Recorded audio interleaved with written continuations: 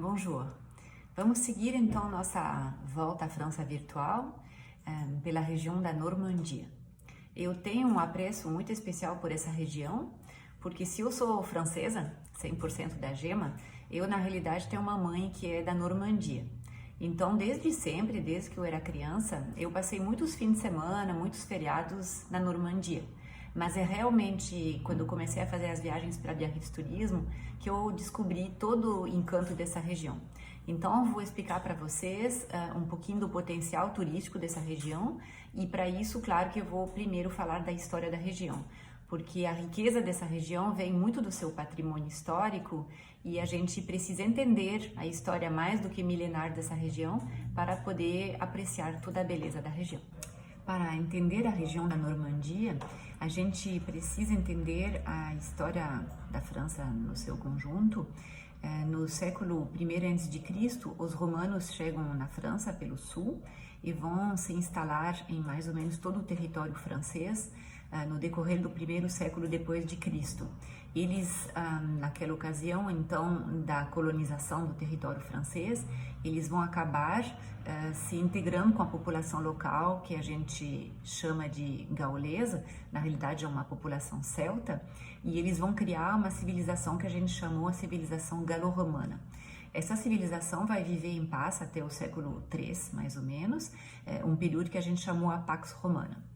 A partir do século IV, principalmente, começam as invasões bárbaras que vão se ampliar no decorrer do século V, VI, e na realidade os francos vão vir se instalar e vão ganhar importância a partir do momento que os romanos vão deixar o território francês na queda do Império Romano no século V.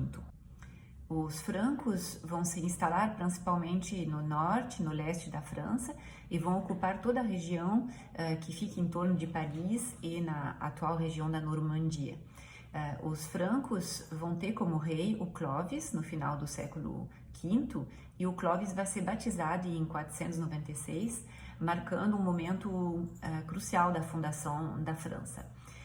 Esse pequeno reinado da França vai crescendo no século VI, VII, VIII, até chegar no seu auge em 800, quando Carlos Magno se torna imperador e vai dirigir um império do tamanho quase do Império Romano, que cobre toda a Europa.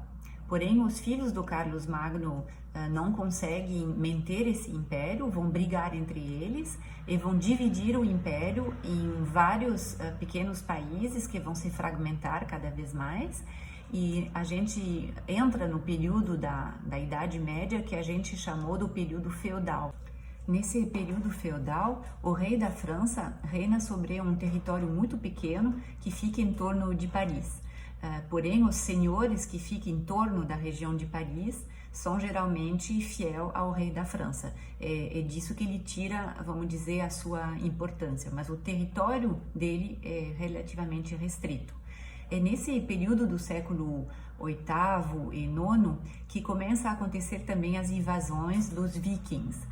Os vikings são pessoas vindo do norte da Europa, aproximadamente da região da Noruega e da Suécia, e eles vão invadir a Europa ocidental pelo mar. Eles chegam pelo Mar do Norte, o Canal da Mancha, e eles entram pelos rios. Então, na França, eles vão conquistar a França pelo rio Sena, pelo rio Loire, pelo rio Garonne, pelo rio Dordogne, e em todos esses lugares, graças aos barcos muito ágeis que eles têm, eles vão conseguir entrar no território e se instalar.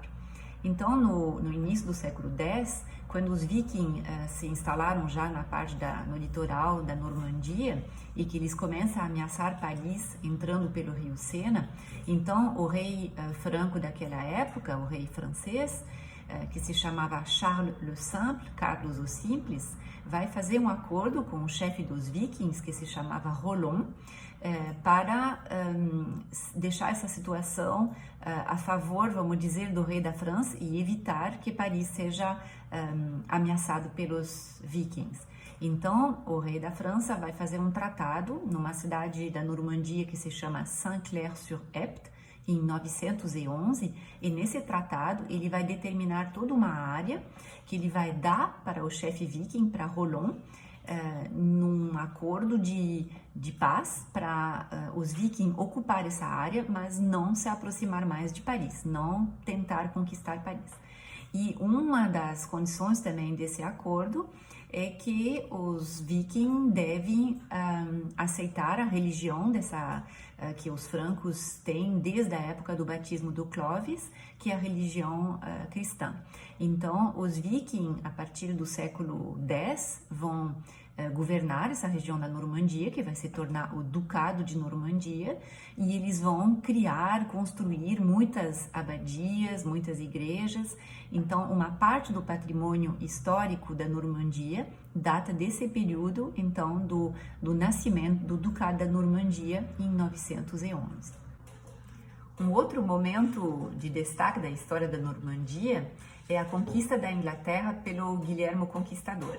Em 1066, o Duque de Normandia vai juntar seu exército, atravessar o Canal da Mancha e lutar contra o Haroldo, que era do grupo dos anglo-saxões, para recuperar o trono da Inglaterra, pois na realidade a Inglaterra também tinha sido conquistado pelos vikings, e as pessoas que dirigiam a Inglaterra e o Ducado de Normandia eram da mesma origem, mas na morte do rei, o Haroldo tenta conquistar o trono e o Guilherme precisa então fazer uma batalha para recuperar o trono que lhe era devido. Então, a partir de 1066, o Duque de Normandia, Guilherme o Conquistador, se torna Duque de Normandia e rei da Inglaterra.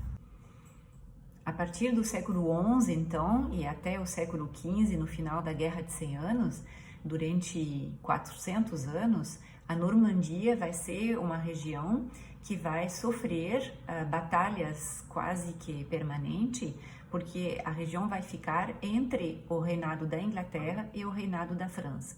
Então, isso explica que durante toda a Idade Média, a Normandia foi uma região de grande importância estratégica.